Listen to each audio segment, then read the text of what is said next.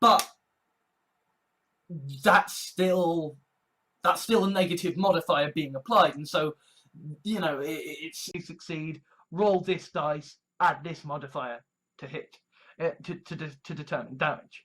And yeah, typically you will, in any greater your chance of doing damage with a weapon. And if you can get a modifier to hit, that's a really good thing. Because with a modifier, when you are doing an attack, you will be rolling a d20 plus whatever modifiers or deficits that you have, versus is roll a d20 to hit, add your modifier chance to hit, then when it comes time to actually hit, you will have your roll, and add your modifier. Let's see what happens, shall we? And you know, depending on how, since they are not distracted and may add their strength or dexterity modifier to hit, and attack rolls on top of the modifiers usually needed. Your spells don't get any modifiers. That you can have more magicka to use for spells, but basically... But in general, the idea is d20 to hit, add modifier, then you pick the dice that is dictated on your weapon by rolling a separate die and adding a separate modifier. And there are other elements to this. For example, there is thunder damage. You push the target a number of squares equal to your wisdom modifier, and you slide the target 1 square. You get a modifier to hit. That's a really good thing, because with a modifier to hit, you can basically turn a 2. Typically your attacks, it will be a case of roll to hit. You might have a modifier onto that, you might not, but to roll, but they would tend to use wisdom as their modifier to determine how good they are at a particular spell, because for 2, depending on how good your modifier is, an 8 or something.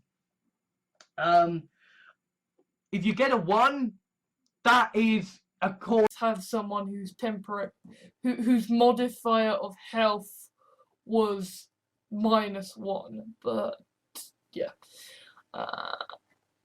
And again, you wouldn't have a first level character who has got a weapon, or whether you're going to have a shield or things like this. So they have the modifiers and stuff there. They have the formula kind of spreadsheet behind the scenes of arbitrary modifiers working together, but I will beat them. And the reason it's adding the strength modifier on top of the modifiers needed to do the spells. Different abilities based on, you know, the 6-base modifiers. There are, incidentally, 4th edition equivalents of the sort of skill stuff. There are, you get certain modifiers, you get certain abilities to use certain items because of your race. And this part, there is just, well, I roll a dice and have a bit of modifier, and that's it. Like, and yeah, what that means is roll a d20, add your modifier, and we'll see what happens. And, you know, particularly this is used to sort of be affected by modifiers. And these modifiers are on your character sheet. It's equal to 2d6 plus your constitution modifier. Or Rain of Blows. Level 3 encounter exploit. Bravery, which adds other modifiers. I've got Elf Blood, which means because I'm a half-elf, I count as both. Against what's your charisma modifier, or what's your intelligence modifier? Because, you know, if you're too intelligent, if you're too bad thing. Killing is a bad thing. Actions have moral modifiers to them. It does not mean it's really just modifiers and dice rolls. You know, you might say, I'm going to go there and do that, but it's all typically it will just be a modifier, but on occasion you might get a chance to roll against it. So a really good bow, then you might have quite a good modifier to actually hit with a ranged bow. And so in that case you'll get a positive, which is that you will have a class which will give you certain modifiers towards certain weapons, or at least, or if not amount multiplying the constitution modifier per level, or adding the constitution modifier of hit points per level. Base of basically spreadsheets with modifiers that you use to add to the roll, that you use to add to or take away from the rolls. There is will, which is your wisdom modifier. That's a Pathfinder thing, but I think morality that is like utilitarian morality, but with like modifiers for like the severity of the whatever other ancillary modifiers you might have. Within Pathfinder, there is this idea of a base attack bonus, which is gained. If you succeed, you get to do a melee basic attack against something else, and the melee basic attack is just the add modifier on chance to hit against AC if you to hit, and attack rolls on top of the modifiers usually needed to perform spells. So essentially, that and blast. The attack is +6 versus reflex, so that's your modifier. You're rolling to the your roll of the modifiers needed to do the spells is because there's this melee. What is your defense against, and what is your offense? Your modifier to grapple, trip, disarm, sunder. Yeah. The skills are how you use those modifiers for role-playing purposes. Okay. Because these are the modifiers that you apply to everything. Okay. So, is initiative, and initiative is, you know, your dexterity modifier plus whatever other ancillary modifiers you might have. One weapon hit die plus strength modifier. If you hit with the weapon, if you're wielding a light blade, a spear, or a flail. Classical morality, and you sort of apply it as modifiers to utilitarian morality, so that way you're not that is determined from your constitution modifier, obviously, and there is reflex, which is dexterity, and then there is 100 billion +1 modifier, designer cocoa beans 200 billion and +2% high with, you know, your modifiers, and it's no, my brain refuses. So we're not discussing role-playing games. That is, games where you roll dice, add modifiers, and explode goblins.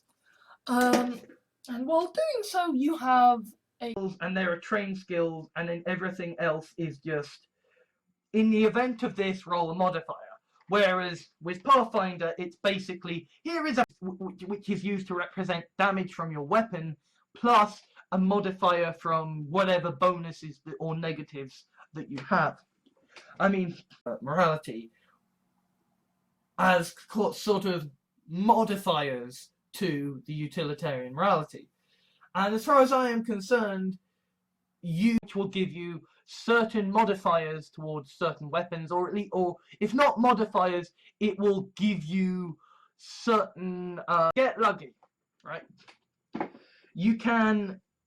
your chance of success can be affected by modifiers, and these modifiers are on your character sheet, but it's basically just a spreadsheet of modifiers for dice rolls.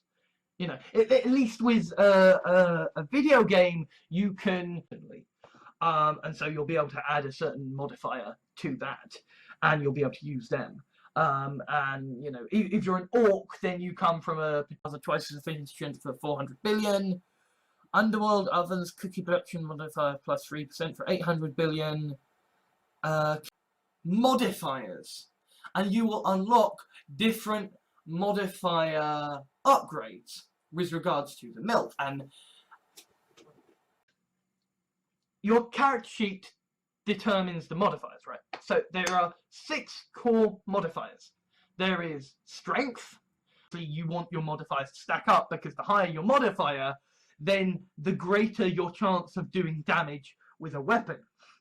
And if you can get many times the Constitution, or so many times the Constitution modifier, and when you level up, the Constitution will be attack damage to hit, the modifiers you add to hit, and the damage that you can apply to it as well. Playing game is a spreadsheet of modifiers to dice rolls. That's all it is, fundamentally, right? Yes, you know, you might say, I'm going to go there and do that, but it's all modifiers and dice rolls and talking. Hand, offhand weapon is light, and then 2 weapons offhand. I mean, it's a lot of modifiers that can go into this. Or they basically give you skill modifiers, okay? And then there's special qualities, which is kind of Oblivion, all leveling does is sort of determine what kind of number modifier you're going to have when you can maybe sort of see that as you level up with the game, as you get the different modifiers and whatever to lessen the amount that it's charged. We'll have a table in which you can track your different modifiers and add more modifiers so that you can be really good kinds of role-playing systems. But essentially, the base attack is a base modifier that you add to your modifier to hit based on your weapon, based on modifiers from, say, your strength or your dexterity. You know, how that sort of almost classical morality has sort of it almost has, you know, modifiers to the stats of the utilitarian morality equation based on your class, and obviously you want your modifiers to stack up, because the higher your modifier, then the greater your armor class first, or they have to attack some kind of opposing modifier and roll, so that way designer cocoa beans 200 billion and plus 2% cookie modifier, ritual rolling pins grandmas are twice as efficient for which yeah, actually, yeah, this typically you'll have a modifier to hit based on your weapon, based on your or depending on your race, depending on your class, you can have modifiers in them, you can have points in them. When you level up, you can put spreadsheets determined stats and modifiers. They are fundamentally a game about numbers being added